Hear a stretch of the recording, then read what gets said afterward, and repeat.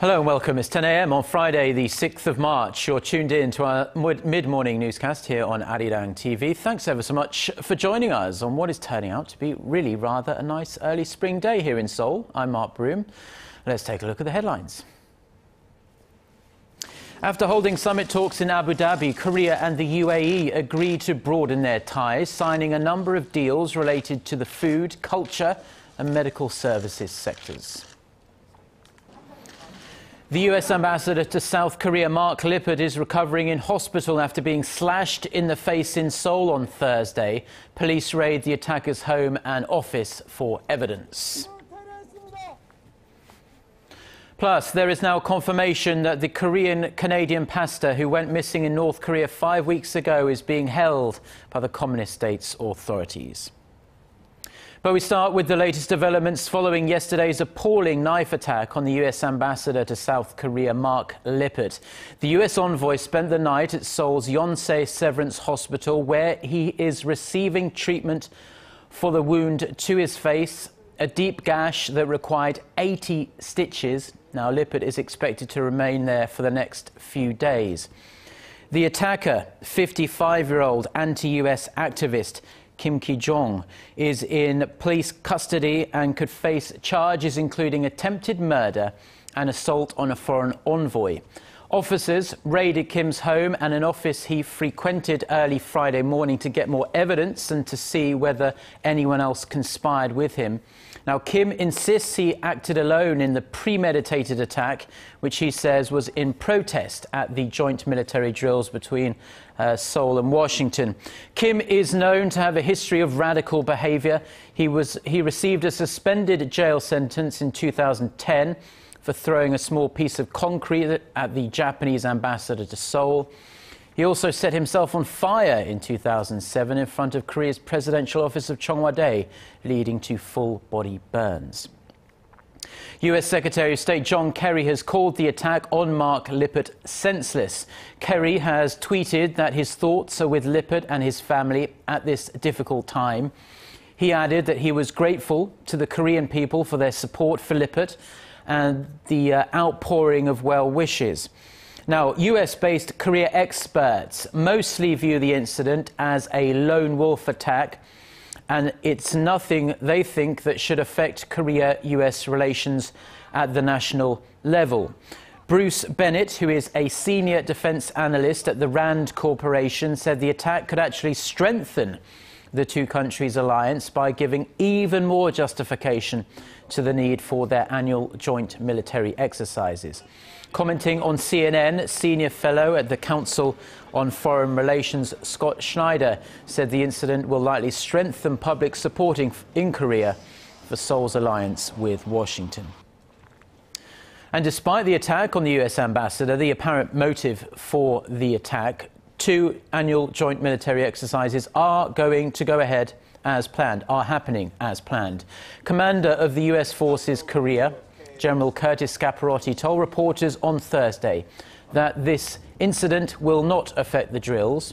Seoul and Washington will continue with the 2-week-long Key Resolve drill, which is a computer-simulated exercise, and the 8-week-long field training exercise called Foal Eagle. Now, in the rest of the day's news, it has been confirmed that a missing Korean-Canadian pastor is being held captive in North Korea. Reverend Im Hyun-soo's family says North Korea relayed the information to the Canadian government. A spokesperson for the family has told CNN to ask Canadians and the international community to pray for his release and safe return home. The reason for Im's detainment remains unclear, though. The 60-year-old entered North Korea via China at the end of January on a humanitarian mission and has been missing ever since. Im has been actively involved in aid missions to the north since the mid-1990s, helping with various food and education programs. President Park Geun-hye is nearing the end of her economic diplomacy tour of the Middle East. On Thursday, the Korean leader held talks with the Crown Prince of the UAE. They agreed to broaden their cooperation from energy and construction into the medical and food sectors as well. Our Choi Yoo-sun, who's travelling with the President, fired this report from Abu Dhabi. In a deal signed Thursday, Seoul and Abu Dhabi agreed to share halal food technologies and market and certification data. Halal foods are certified according to strict Islamic dietary guidelines, and its global market size is expected to hit $1.6 trillion in 2018. That's some 15% of the entire food and beverage market. Sealing this deal paves the way for Korea to develop its own halal-certified products, which it anticipates will double its current $700 million halal exports by 2017. Another deal on agricultural cooperation is expected to open the door for the UAE to bolster its agricultural and food industries, while also giving Korean companies the opportunity to make inroads into the region. 양국이 믿을 수 있는 인증 체계를 공동으로 구축하고 양국 식문화에 맞는 메뉴를 함께 개발한다면 전 세계 식품 산업을 선도해 나갈 수 있을 것입니다. On the cultural front, the two sides will set up the Gulf region's first Korean cultural center in Abu Dhabi and push for joint development on cultural contents. This is in response to a growing Korean population in the UAE and the UAE's interest in Korean culture and language thanks to the popularity of Korean TV dramas and K-pop. Seoul and Abu Dhabi also agreed to upgrade their collaboration in healthcare, oil field development, and infrastructure. Forging a nuclear cooperation deal in 2009, the UAE became Korea's first strategic partner in the Gulf region. And President Park's office says the leaders of the two sides met 3 times in the past year alone, which goes to show how committed they are to the partnership. Choi Yoo-sun, ARIRANG News, Abu Dhabi. Now, Korean reactor technology has made it through a preliminary review by the U.S. nuclear regulator. Experts say chances are high that Korea will pass the final hurdle in a few years, which could open up vast export opportunities for local businesses. Our Kwon So-ah reports on the growing prospects. Korea has cleared the first hurdle in a process that could eventually allow it to export nuclear reactors to the United States and elsewhere, as Korea's blueprint for a 1,400-megawatt reactor has passed a preliminary inspection by the U.S. Nuclear Regulatory Commission. The technology for the reactor, the Advanced Power Reactor 1400, is currently being applied to 4 reactors under construction in Korea and 4 in the United Arab Emirates. The U.S. Commission is the country's nuclear watchdog and functions much like the FDA for food and drug regulations. The NRC is known for its strict nuclear safety regulations, which it strengthened last year. Korea is the first country to pass a new preliminary examination, raising hopes for the expansion of Korea's nuclear reactor business. Korea has especially high expectations that it will be able to export its reactors to the U.S., as the country uses 30% of the world's nuclear energy.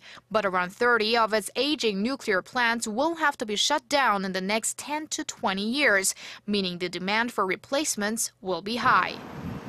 Korea's state-run nuclear power agency says its goal is to get a final yes from the U.S. by 2019. Kwon So-ah, ARIRANG News. Now, in economic news, Korea's inflation rate last year was lower than that of Japan's for the first time in more than 40 years. And this is raising concerns once again that Korea might be on the path to a Japan-style deflation. Here's our Son Jung-in with more. Korea's inflation rate stood at 1.3% in 2014, almost 1.5 percentage points lower than that recorded by Japan. It's the first time since 1973 that Korean consumer prices grew slower than Japan's. While Japan's inflation rate was buoyed by a weak yen and a sales tax hike, prices in Korea remained flat due to a drop in petrochemical products and agricultural goods. But it's not just Japan where prices grew faster than Korea, prompting concerns that the domestic economy might be nearing a Japan-style deflation. Korea's consumer prices were even below the OECD average of 1.7% and the average price growth rate of 1.6% of G7 countries, including Canada and the United States. The Korean government, however, has dismissed concerns over deflation risks, saying the country's prices, excluding volatile energy and food components, rose 2.3% last month from the same period a year ago. For all of last year, the core inflation grew by 2% from 2013.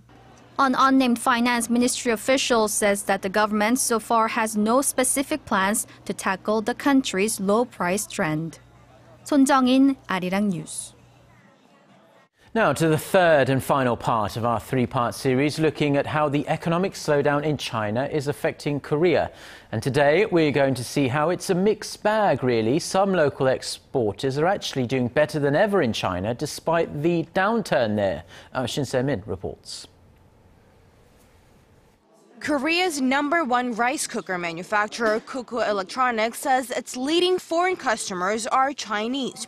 The company's overall sales in China has grown 60% annually since 2013.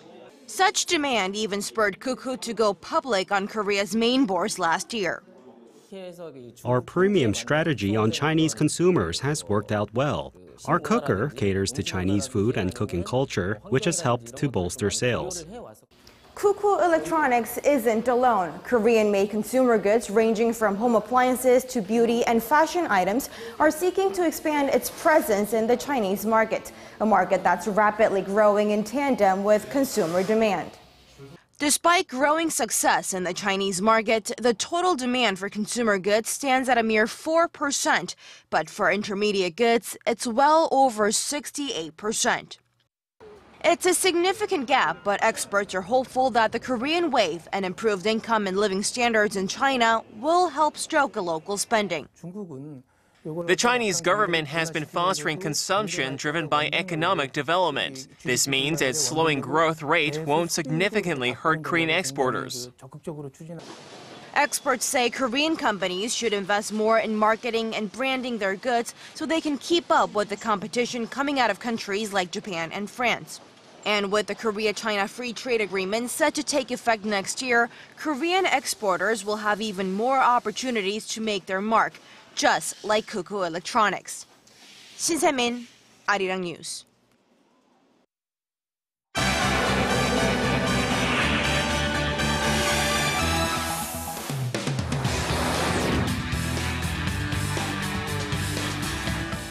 Now, a terrifying moment for passengers on board a plane that skidded off a New York runway when it tried to land during a heavy snowstorm. For more on this and other global headlines, we connect to Eunice Kim at the News Centre. So, Eunice, this airport was closed after this unfortunate mishap, but it looks like operations are slowly resuming now. Right, Mark. Slowly but surely, hundreds of flights were grounded at LaGuardia following this accident, and it will surely take some time before the backlog is eased. Delta Flight 1068 was trying to land on the slick, snow-covered runway a little after 11 a.m. local time when the jetliner skid for some 20 seconds and a length of 1.5 kilometers before veering off the runway and hitting an embankment, which thankfully kept it from hitting the icy waters of Flushing Bay nearby. Now, Port Authority Director Pat Foy said everyone on board was safely evacuated, with 2 of the 24 people injured taken to a hospital. He added the pilot of the domestic flight did everything he could to slow the plane. Federal authorities are investigating the cause of this accident, Mark. Yes, well, the probe goes on. Unfortunately, no one was injured. Now, Eunice, that region has been affected by a major winter storm that has blanketed a significant area of the U.S. Yeah, that's right. The eastern part of the U.S. had gotten their warning a day before, but the late snowstorm did end up affecting a giant stretch from New England to the north to Texas in the south. More than 4,300 flights were canceled on Thursday, and hundreds of drivers in Kentucky left stranded for some 20 hours on that impassable highway. The state governor declared a state of emergency as the National Guard Guard were brought in to help rescue the motorists stuck in the cold. Kentucky saw as much as 58 centimeters of snow overnight. Hundreds of school districts across the U.S. also canceled classes, and government buildings were closed in a handful of states as well, including Washington, D.C., Mark. Yeah, you don't really expect such heavy snowfall in March. Let's turn to some business news next then. And the European Central Bank has announced it will launch its $1.1 trillion quantitative easing program come next Monday. Give us the details. Sure. ECB President Mario Draghi had presented this plan with great optimism, matched with an upgraded economic growth forecast for the region for the next couple years. He was in Cyprus for the great unveil, a country that's still recovering from its own banking crisis 2 years ago. Now, he said the European Central Bank will begin by buying public sector securities in the secondary market. The stimulus program will purchase some 60 billion euros per month until September of next year, or until inflation reaches close to its target of 2%. He said the Eurozone's monetary policy decisions were working, as the ECB forecasts an upgraded GDP growth projection of 1.5% this year, followed by a 1.9% growth in 2016, up at or nearly half a percentage point from its last projection. The central bank also kept its key interest rate at a record low of 0.05%, Mark. Well, thank you very much, Eunice, for your updates on either side of the Atlantic there, and we'll see you back at noon. See you then.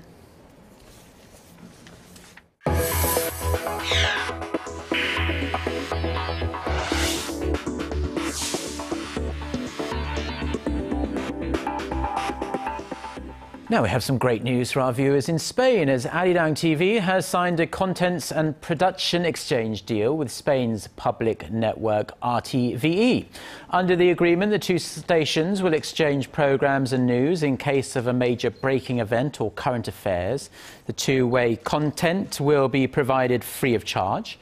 One of the first projects is a jointly produced documentary about smart ICT convergence, with ARIRANG filming in Spain and RTVE here in Korea. Now, that documentary will be aired on both channels later this year. RTVE is Spain's largest broadcasting operator, with a dozen national TV and radio channels and one international TV channel.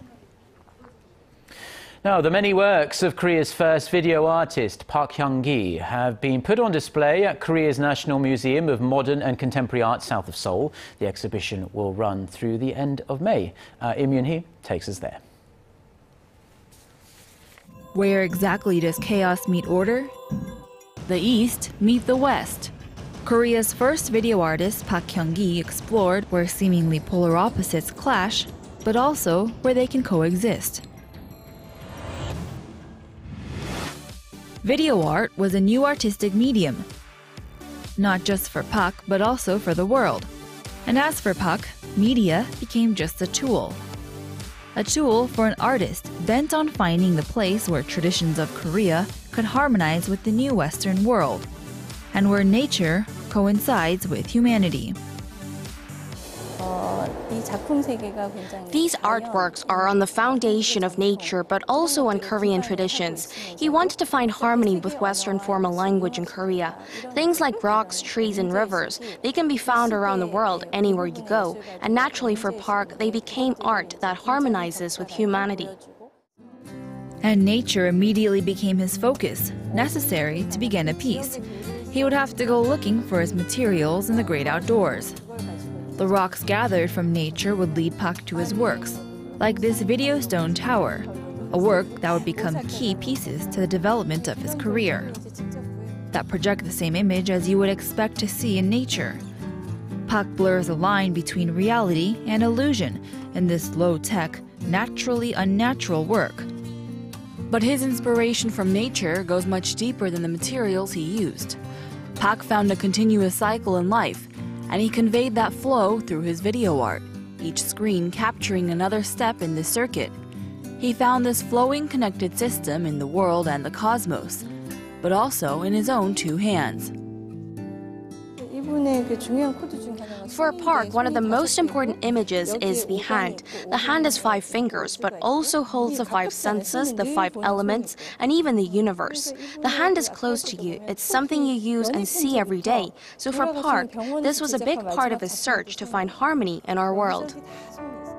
Park continually strove to think of ways of preserving the traditions of Korea, while still adapting to a rapidly Western and modern world.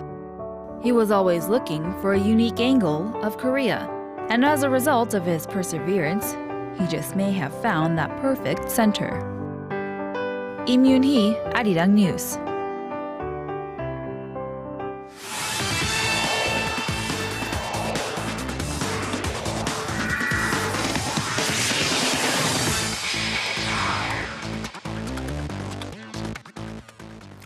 And TGI Friday, everyone, as we kick things off with the 2015 K-League Classic Media Day, which took place on Thursday. And with the new season kicking off tomorrow, the bullseye is on the Jeonbuk Hyundai Motors. With the head coaches of the 12 teams, including one player from each team, coming together at the Media Day, Jeonbuk Hyundai Motors head coach Choi Gang-hee took center stage, as many expect the defending champions to be the favorites once again. And while he believes his team will repeat this season, he knows it'll be a tough one, as he predicts the Suwon Samsung Blue Wings and the Pohang Steelers to give them a tough fight. Meanwhile, the new season kicks off this weekend with 3 matches on Saturday and 3 matches on Sunday. Now, if you're not a big football fan, maybe you're a baseball fan. And if you are, get excited because the spring training games begin here in the nation, starting on Saturday. Now, with the addition of the Suwon KT Wiz in the new season, 10 teams will kick off their spring training games starting tomorrow, with each team playing 14 games from March 7th to the 22nd at 1 p.m. And just because it's spring training games doesn't mean they'll take it lightly, as spring training success usually translates into regular season success. And if you're not a baseball fan, then maybe you're a basketball fan. And if you are, then you can check out the 2015 KBL playoffs, which will tip off on Sunday with the best-of-5 round-of-6 matchups. Now, with the Ulsan Mobis Phoebus and the Wonju Dongbu Promi getting the first-round byes with their top 2 seeds, the Seoul SK Knights will face off against the Incheon Etilan Elephants as the 3rd and 6th seed, while the Changwon LG Sakers will face off against the Goyang Orions as the 4th and 5th seeds. The expectations remain high for the Ulsan Mobis Phoebus, who look to repeat last year's championship victory. Now, going to the 2015 HSBC Women's Champion, the big question was whether or not a Korean would be able to win the season's 4th LPGA Tour title in 5 events. Well, after Thursday, it's looking pretty good. Now, going to the first round of the event, world number 2 Park Jung-ji off to a great start, finishing off the round tied for first with Yani Sang at 6 under par, thanks to 5 birdies in the back 9. But the top-ranked teenager, Lydia Ko, looking to catch up to her as she's just 2 strokes behind the leaders at 4 under par overall. And that's going to wrap it up for me. This has been SJ. Have a great rest of the day, and see you guys again for your sports needs.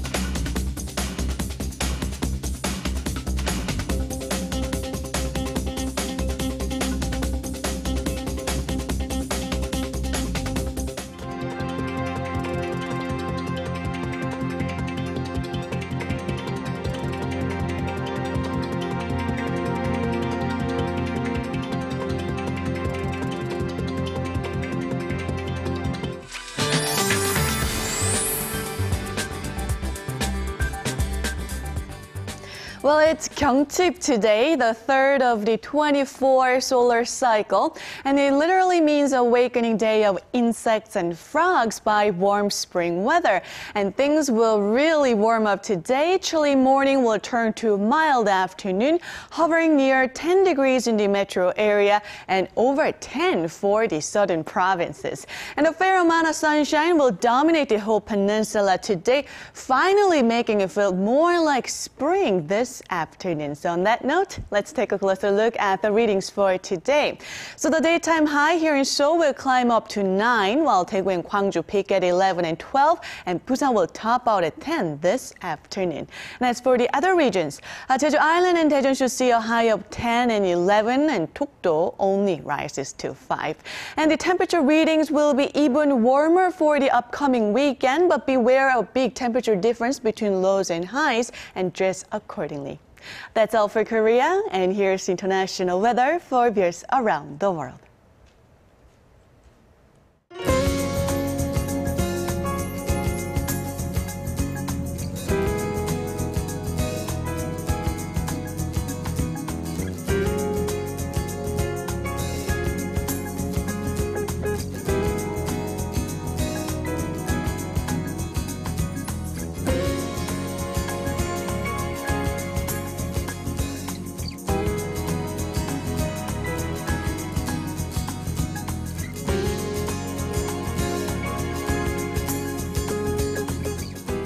Well, that's all we have for now. Plenty more stories online and also on our smartphone application. We'll be back at noon Korea time with our next newscast. Until then, goodbye.